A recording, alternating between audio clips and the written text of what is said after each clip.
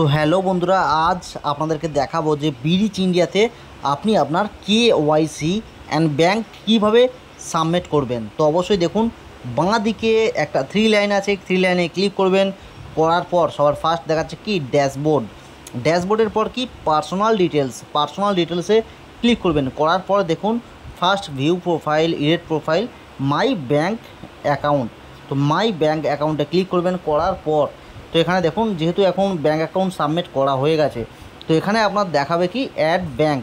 তো অ্যাড ব্যাঙ্কে ক্লিক করবেন। তো ফার্স্ট পর বাই আপনার ডিটেলস চলে আসবে, অ্যাকাউন্ট হোল্ডার নেম, ব্যাঙ্ক কোন ব্রাঞ্চের ব্যাঙ্ক, কি ব্যাঙ্ক, স্টেট ব্যাঙ্ক না কানাডা ব্যাঙ্ক, পাঞ্জাব ব্যাঙ্ক লিখবেন। তাই অ্যাকাউন্ট নম্বর, তারপর ব্রাঞ্চের নাম, আইএফসি কোড, আপনার নমিনি কে থাকবে, নমিনির সঙ্গে আপনার রিলেশন কি, সমস্ত কিছু দেওয়ার পর একটা অপশান আসবে ফটো, মানে আপনার ব্যাংকের পাসবুকের সামনের পাতা ফটোটা দেওয়ার জন্য।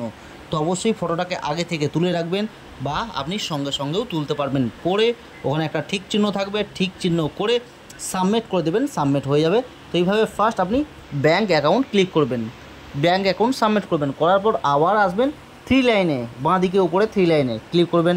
করার পর আবার মারবেন পার্সোনাল ডিটেলসে ক্লিক করবেন।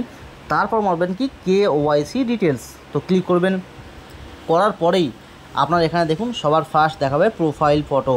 তো আপনার একটা যদি যে কোনো ফটো ভালো থাকে, তোলা থাকে, তো এখানে চয়েস ফাইলে ক্লিক করে আপনি আপনার গ্যালারি থেকে একটা ফটো বেছে নিয়ে আপলোড করে দেবেন।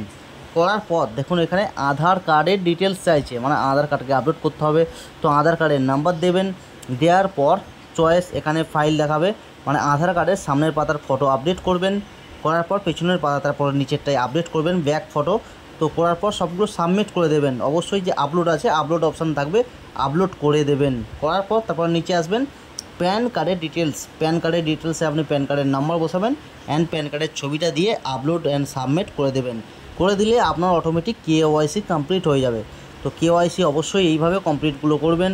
করার পর আপনার যা টাকা তোলার ব্যাপার আছে, সব কিছু করার ব্যাপার আছে, কমপ্লিট করে নেবেন। তো এইভাবে আপনারা আপনাদের কেওয়াইসিটা কমপ্লিট করবেন। Thank you so much.